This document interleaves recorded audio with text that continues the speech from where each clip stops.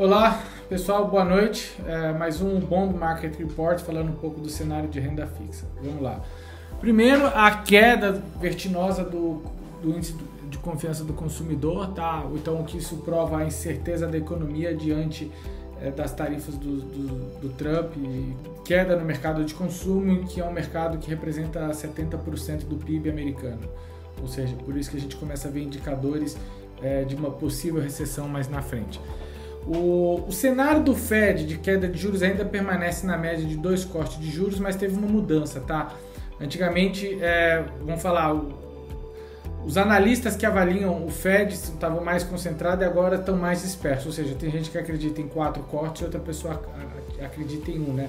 Então, ou seja, tem uma maior divergência entre os economistas, o que, né, mais uma característica de incerteza que a gente está vendo no mercado.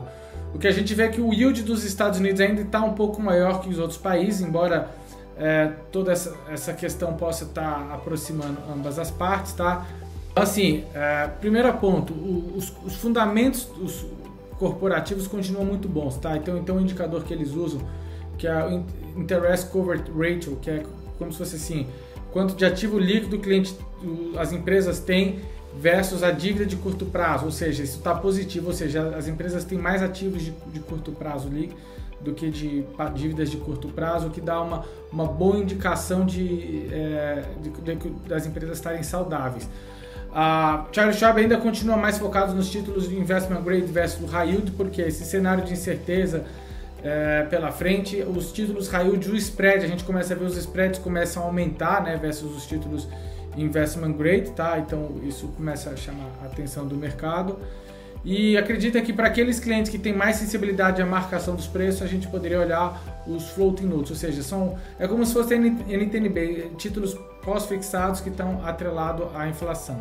Terminando, acredita que o Fed não deve mudar a política de juros até a segunda metade do ano, então aí o que a Charles Schwab vê, o range do título de 10 anos variando entre 4,75 a 3,75, que é a visão de longo prazo, ou seja, hoje ele estava em 4,24, então acho que ele pode ter um risco de subida aqui, então a gente menor reduz um pouco o longo prazo. A gente vê muita oportunidade mais na parte de crédito investment grade no prazo intermediário. O que é o prazo intermediário? De 5 a 10 anos. E buscando a melhor qualidade, a gente consegue encontrar rentabilidades de 4,5% a 5,25% ao ano. A gente tem montado carteiras.